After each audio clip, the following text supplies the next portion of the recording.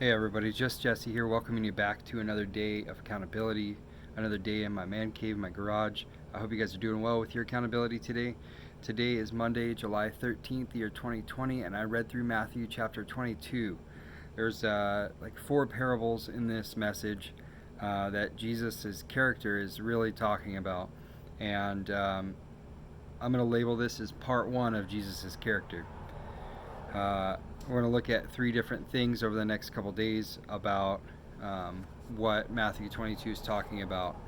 So, how many times do people in your life or people in the world today try to twist your words in order to fit their agenda?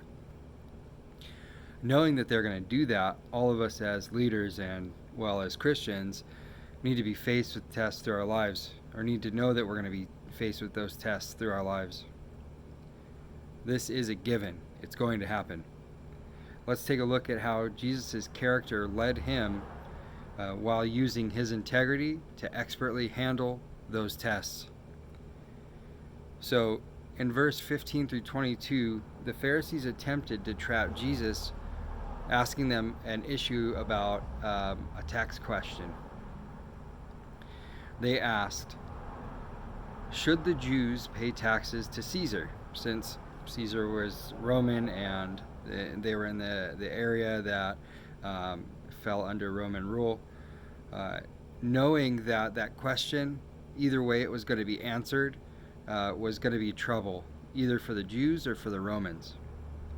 So Jesus, knowing that they were trying to trap him, he actually asked them, why are you trying to trap me?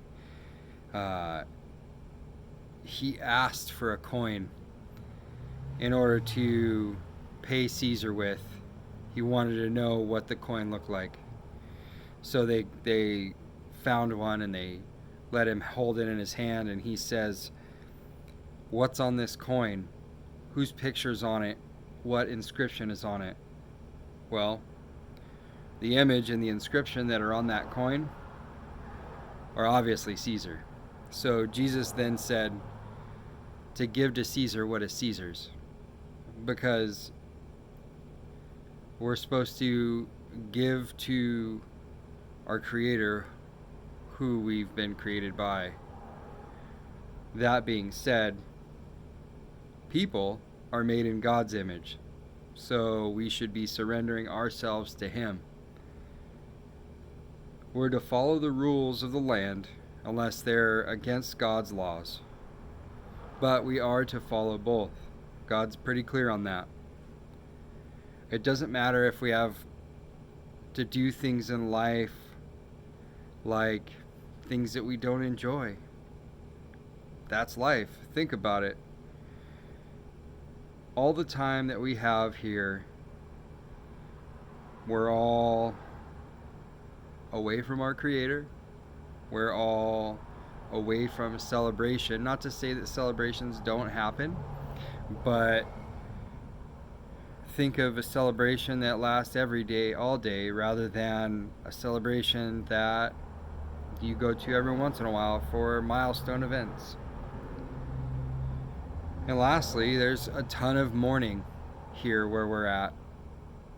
Now, that being life, that's a life that isn't very happy if you put it in that perspective. Now, true happiness and enjoyment are things like being with God, celebrating with Him every single day, all day, and knowing that where we're going to be going with Him, there's going to be no mourning, no sadness. I don't know, that sounds like the life that I'd rather have. So, there's an old song that I used to listen to back in the day. It was in the 90s. And I call it old now because, well, that's just what it is. It was by Audio Adrenaline. It was called Big House.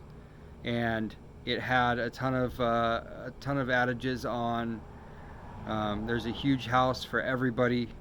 You know, we can see that you're lonely. Why not just come with us?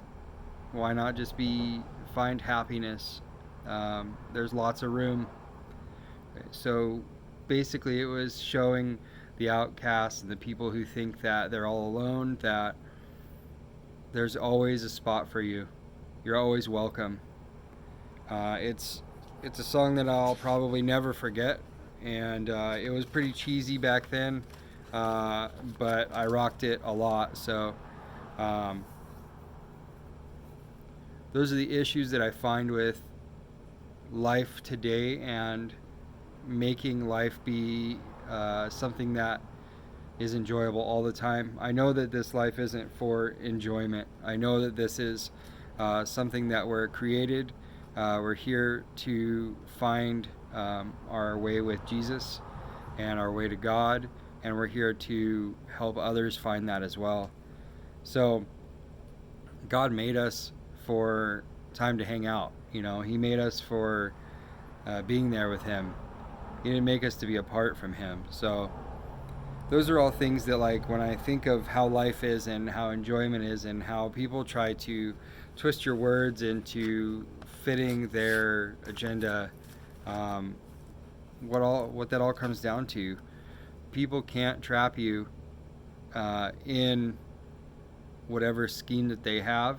If you have Jesus in your heart, if you have the Bible in your mind and in your heart, just know that in this parable that he's talking about, where give to Caesar what is Caesar's, we as Christians need to be giving to God what is God's. So, all right, guys, I hope that part 1 talked to you like it talked to me today. I'll be able to see you guys tomorrow for part 2 of Jesus's character.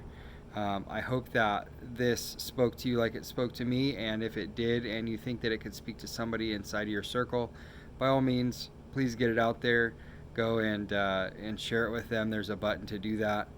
If you like what I have to say, throw those thumbs up my way. And if you have anything to comment, please leave that in the comment section. I do like to get to those and see what you guys are saying. If there's anything that you think I could be doing better or different, please let me know.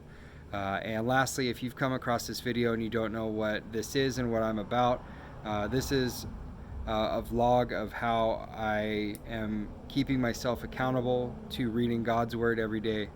And the vlog is just an accountability tool for me to say that I read what I was supposed to read today, and basically what I learned from what I'm challenging myself with. So I hope that you guys always go and grow. I hope that you guys are always safe and that you're blessed. Take care, guys.